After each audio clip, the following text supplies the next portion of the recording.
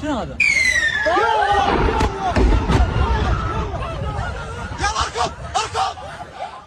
মধ্যপ্রাচ্যে চলমান উত্তেজনার মধ্যেই উপসাগরীয় অঞ্চল জুড়ে নতুন করে বড় ধরনের হামলা চালিয়েছে ইরান। কুয়েত, কাতার, সংযুক্ত আরব আমিরাত, সৌদি আরব ও বাহরাইন সহ বিভিন্ন দেশে ক্ষেপণাস্ত্র ও ড্রোন হামলার ঘটনা ঘটেছে বলে সংশ্লিষ্ট দেশগুলোর নিরাপত্তা সূত্র জানিয়েছে। যদিও অধিকাংশ হামলাই প্রতিরক্ষার ব্যবস্থার মাধ্যমে প্রতিহত করা হয়েছে বলে দাবি করা হয়েছে। হামলার পর কুয়েত জুড়ে বিমান হামলার সতর্কতামূলক সাইরেন বাজতে শুরু করে। স্থানীয় বাসিন্দারা আকাশে বিস্ফোরণের শব্দ শোনার কথাও জানিয়েছেন।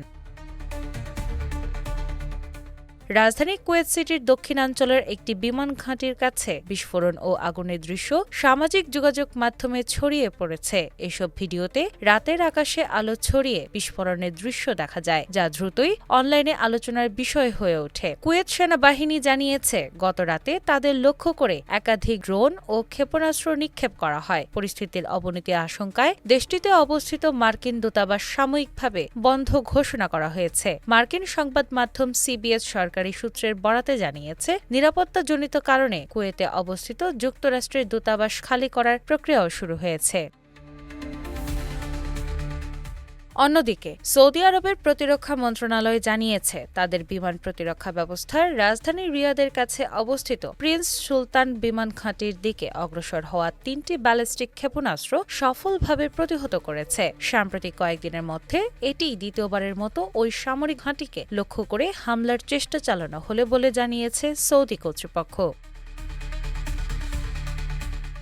বাহরাইনের রাজধানী মানামায়ও হামলার ঘটনা ঘটেছে। সেখানে 2টি হোটেলে ও একটি আবাসিক ভবন লক্ষ্য করে হামলা চালানো হয়েছে বলে জানা গেছে। তবে প্রাথমিকভাবে কোনো হতাহতের খবর পাওয়া যায়নি। স্থানীয় প্রশাসন ঘটনাস্থল ঘিরে নিরাপত্তা জোরদার করেছে। কাতারের কর্মকর্তারা জানিয়েছেন, দেশটির বিমান প্রতিরক্ষা ব্যবস্থা আকাশে নিক্ষেপ করা অন্তত 13টি ক্ষেপণাস্ত্র ধ্বংস করতে সক্ষম হয়েছে। তবে একটি ক্ষেপণাস্ত্র কাতারের জলসীমায় গিয়ে পড়েছে বলে নিশ্চিত করা হয়েছে। ঘটনাটির পর দেশটির বিভিন্ন স্থানে নিরাপত্তা সতর্কতা বাড়ানো হয়েছে।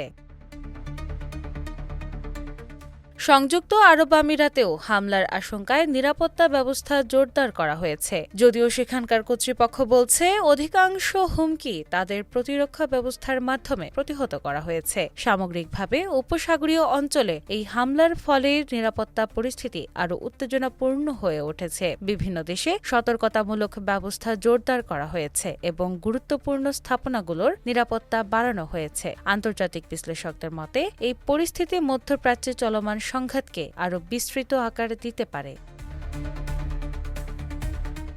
দিনা ইসলাম, বাংলাবাজার পত্রিকা।